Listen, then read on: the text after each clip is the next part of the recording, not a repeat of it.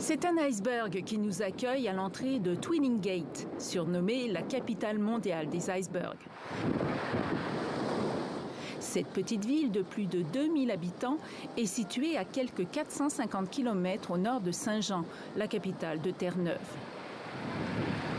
Elle est envahie chaque printemps par des milliers de touristes venus du monde entier contempler ces géants de glace âgés de plus de 10 000 ans. On peut les voir de la côte ou sur un bateau, comme celui du capitaine Barry Rogers, à la barre depuis 30 ans.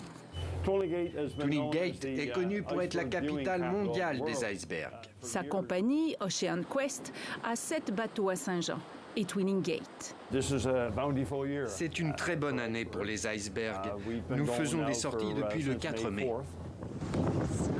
C'est une année faste pour les icebergs, confirme le capitaine Barry, alors qu'il y en avait peu l'an dernier.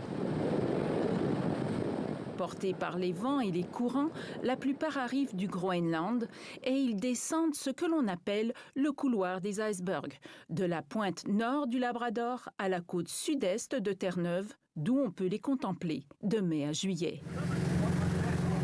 En moyenne, ils dérivent pendant 2 à 3 ans et libèrent leur eau douce dans l'océan en fondant en cours de chemin.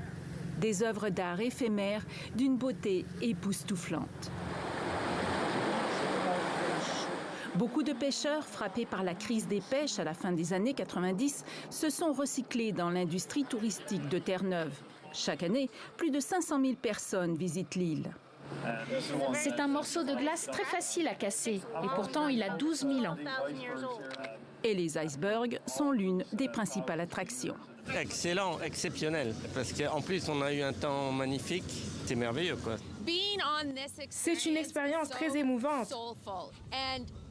On ne peut pas voir ça ailleurs au Canada et même dans le monde. Mais la beauté de ces sculptures glacées ne doit pas faire oublier leur dangerosité. Personne n'a oublié le naufrage du Titanic, provoqué par une collision avec un iceberg au large de Terre-Neuve en 1912. C'est la mission de Seacorp, un institut rattaché à l'Université mémoriale de Terre-Neuve. Surveiller ces icebergs par satellite et analyser s'ils peuvent représenter un danger pour les navires, les plateformes pétrolières et les câbles qui tapissent le fond de l'océan. Nous en apprenons beaucoup sur le changement de la glace, surtout leur variabilité. Des années, il y en a beaucoup. Mais d'autres, il n'y en a pas du tout.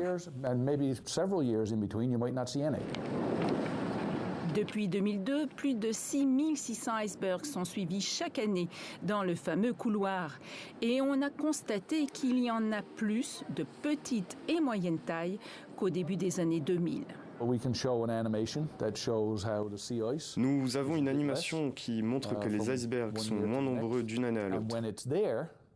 Et quand ils sont là, ils sont moins gros qu'avant.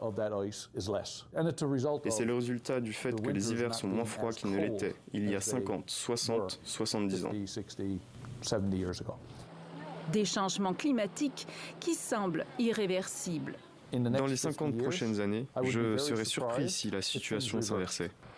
Ces colosses de glace incarnent donc la fonte de l'Arctique et le réchauffement de notre planète.